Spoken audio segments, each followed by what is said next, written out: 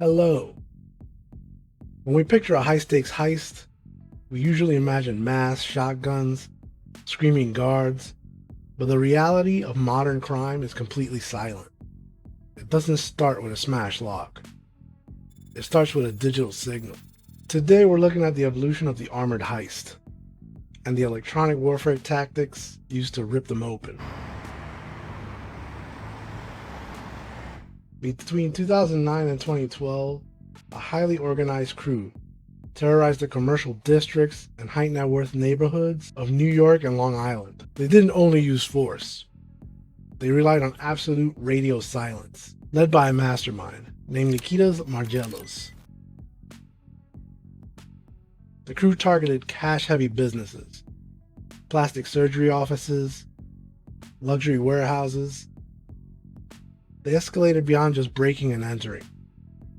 The crew planted physical GPS trackers directly on the cars of business owners to monitor their daily routines, waiting for the perfect window to strike. Margiellos also had a secret weapon. They had a crew member who somehow had access to secure federal databases, knew exactly which radio frequencies to monitor, and understood local police response protocols. Margiellos and his men didn't break in right away. They would physically cut the telephone lines to the building. Normally, this immediately triggers a cellular backup alarm, instantly pinging the security company and dispatching the police. Most modern security panels use dual-path monitoring, Wi-Fi as primary and cellular as backup. The panel constantly pings the primary connection. If a hacker cuts the physical cable or the router loses power, the panel detects a communications failure, comms failed. In milliseconds, the panel's internal logic switches its outbound data to the cellular communicator. But the crew was ready for that. As soon as the lines were cut, they activated high-power signal jammers. If you look for the exact manufacturer and model numbers of these jammers in the public indictments, you won't find them. It's standard federal practice to scrub the exact hardware specifications of illegal electronic warfare devices from public record to prevent copycats. But based on the court documents detailing how the crew operated, we know the technical specification of the smuggled devices. These were heavy-duty desktop or briefcase units, equipped with multiple high-gain omnidirectional antennas and internal cooling fans to keep them cool during long jobs. They pushed a massive 10 to 15 watts of output power, creating a small signal blackout that targeted the entire spectrum of civilian cellular bands of the era. They flooded the airspace on the 850 to 900 MHz CDMA and GSM bands, and the 2100 MHz 3G data networks. It wasn't a software hack, it was a brute force denial of service attack. That's when the crew went to work with acetylene torches. The gang's secret weapon sat in the getaway car in the dark, monitoring the exact precinct frequencies on a police scanner, making sure the digital blackout was holding. They operated in this artificial silence for 3 years, hitting over 50 locations and stealing over $10 million in cash and property.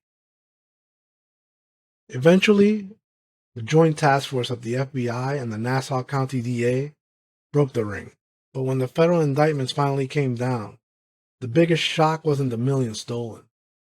It was the identity of the ghost in the getaway car. The crew's secret weapon was an active-duty NYPD detective named Rafael Astacio. He spent years working undercover in narcotics and the Vice Squad before being assigned to the Detective Bureau's Special Victims Division. But despite the massive scale of the electronic warfare, the betrayal of the badge, and the millions stolen, the final sentences handed down by Judge Joseph Bianco were shockingly light. Margiellos, the mastermind of the $10 million criminal empire, was sentenced to just 10 years in federal prison. Astacio, the active-duty detective who sold out his badge, was sentenced to just 72 months.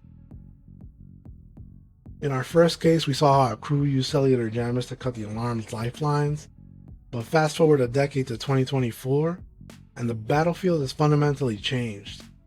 The target isn't just cellular backup anymore, it's the entire wireless ecosystem. During the early morning hours of Easter Sunday, March 31st, 2024, a crew executed one of the largest cash heists in United States history. The target was a Garda World money storage facility in Sylmar, a quiet industrial suburb of Los Angeles. This wasn't a retail bank. It was an unmarked cash logistics warehouse. Very few people on Earth even knew that much money was sitting behind those walls. Moving that much weight takes time, heavy equipment, and multiple vehicles. Doing it without triggering a massive LAPD tactical response requires absolute digital silence. According to the joint LAPD and FBI task force, the crew breached the building by cutting a hole through the side and tunneling directly through the roof. But getting inside is only half the problem. Facilities like Garda World should be rigged top to bottom with seismic motion detectors, infrared sensors, and high-definition IP cameras streaming to the cloud.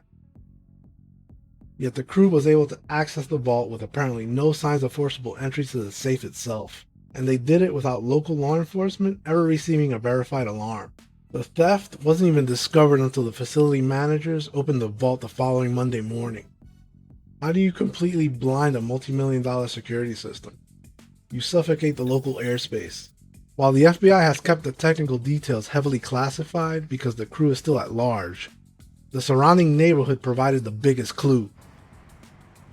Residents living in an adjacent mobile park home reportedly hearing a strange mechanical whirring sound emanating from the facility for over 2 hours. More importantly, the owner of a nearby convenience store on Roxford Street reported that his entire Wi-Fi network was completely dead for most of Sunday during the heist. Wi-Fi jammers have become a highly sophisticated burglary tool for rings in Southern California to knock out IP cameras before they can upload footage to the cloud. By bringing in heavy-duty multi-band jammers, the thieves would have flooded the airspace. The security cameras couldn't talk to the routers, the motion sensors couldn't ping the internal servers, and the digital footprint of the entire building was effectively erased. But the most terrifying part of the heist wasn't the jamming on Easter Sunday. It was the reconnaissance. Records obtained by the media revealed that the LAPD had been called to that specific Garda World facility for over a dozen false alarms in the 12 months leading up to the heist, including the very day before they struck. Security experts believe this was a highly sophisticated testing phase. The crew was likely triggering the alarms on purpose to measure the LAPD response times, map the patrol routes, and intentionally desensitize the local dispatchers to alerts from that address. When they finally dropped through the roof on Easter Sunday and activated the jammers, the crew walked away with $30 million in untraceable cash. After Sunday, the thieves got away with $30 million from a storage facility in Sylmar. A world facility in Sylmar tonight at the center of a joint FBI and LAPD investigation. They got into the vault without leaving signs of forced entry. They didn't just stuff a few duffel bags and run. They hauled literal tons of cash out into the Los Angeles night. To this day, the Sylmar Phantom crew has never been caught. In 2023, the scale of electronic warfare in the criminal underworld went from tactical to industrial. The target wasn't a bank vault or a warehouse. It was the entire European supply chain. Germany is the logistical heart of Europe. Its motorways, specifically the A1 and A7 corridors, carry billions of dollars in commercial freight from the coast down to the continent. For organized cargo cartels, these routes are the ultimate hunting grounds. But modern logistics companies don't just put a padlock on a trailer anymore. Every commercial truck is a rolling data center.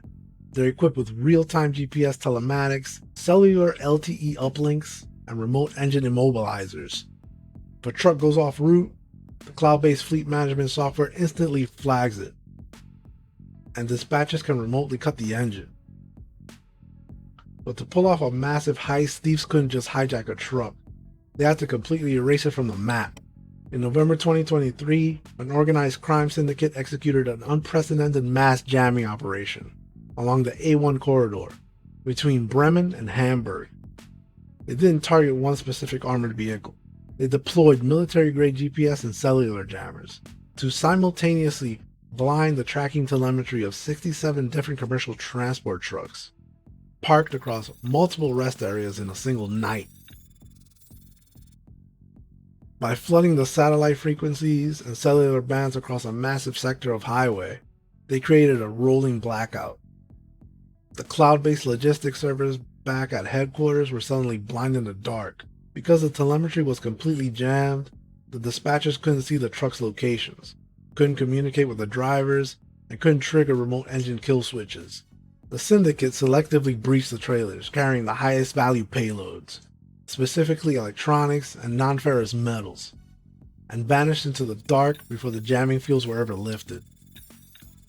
Because transport companies and European insurers heavily restrict public liability figures in mass theft events to avoid copycats, the exact dollar amount of the cargo stolen across 67 trucks remains classified. However, the security analysts estimate that the Syndicate walked away with tens of millions of euros in untraceable inventory in a matter of hours. Despite the sheer scale of the operation, the disruption of the internal freight lines and massive investigations by the German authorities, the digital blackout worked perfectly. To this day, the Syndicate has never been caught. It proves that the biggest vulnerabilities in modern infrastructure aren't the physical locks, it's the invisible signals that hold the entire system together. In our previous case, we looked at the syndicates moving millions of dollars in cash and commercial freight, but the fastest growing sector of electronic warfare doesn't target bank vaults or transport trucks. They're more interested in parking lots and driveways. And you're the target. In major global cities like London, Dubai, and Los Angeles, the traditional noisy car theft is dead. The modern theft of high-end vehicles is a completely silent operation. It starts the moment you walk away from your car. Imagine you pull into a parking lot or your driveway. You step out, you hit the lock, you hear the mechanical click, and you walk away. But you're already compromised. These are now deploying a combination of localized signal jammers and relay amplifiers to hijack the wireless handshake between your car and your key. The first phase of the hack is the jammer. As you press the lock button, a thief hiding nearby activates a radio frequency jammer. The exact frequency is used by automatic key fobs at the time. The jammer blocks the lock command from ever reaching the vehicle. You assume the car is secure, but the doors are still wide open. The real magic is the second phase, the relay attack. Modern push-to-start vehicles are constantly broadcasting a low-frequency ping, searching for the owner's key fob. To steal the car without triggering an immobilizer, the thieves use two cheap electronic warfare devices, often built from basic software-defined radios. Thief number 1 stands near the car with a receiver device. Thief number 2 follows you into the store or walks up right to your front door, holding an amplifier. Thief 1's device picks up the car's digital ping and transmits it over a separate radio frequency. Thief 2 amplifiers blast the ping directly into your pockets or through the front door. Your key fob wakes up, assumes you're standing next to your car, and transmits the code to unlock it. The signal is relayed back to the car in milliseconds. The lights flash once, the door unlocks, and the ignition starts. In under 60 seconds, a $100,000 piece of machinery simply drives away in absolute silence.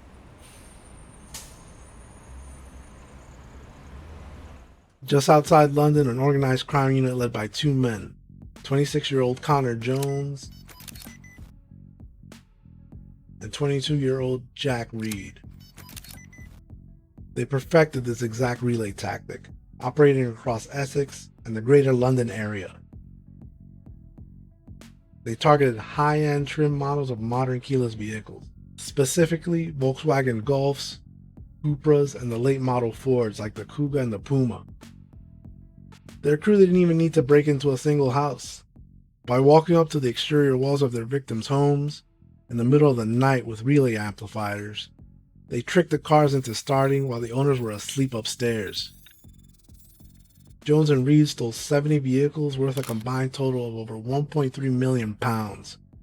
They were running a massive, silent chop shop empire, In 2024, the UK's organized crime unit tracked their getaway vehicles and raided their compound.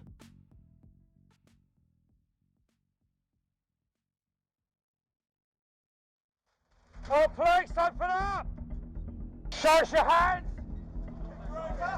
Put your hands up where you can see them! Stay there, stay there, stay there.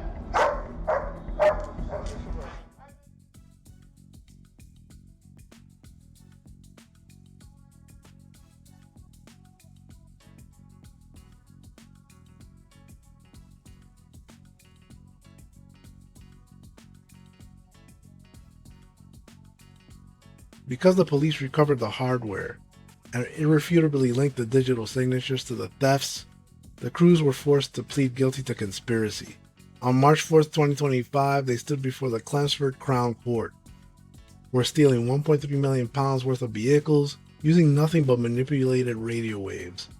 Jack Reid was sentenced to 3 years and 9 months. The mastermind Connor Jones received just 4 years and 11 months. Painstaking hours of detective work, going around revisiting all the crimes, and once we identified them, it was in a case of actually linking them and catching them in the act.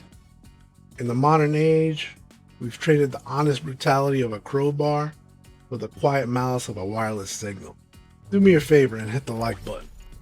In the reality of the new digital underworld, the hardware is cheap, the profit is massive, and the prison sentence is just the cost of doing business. Stay safe and stay salty.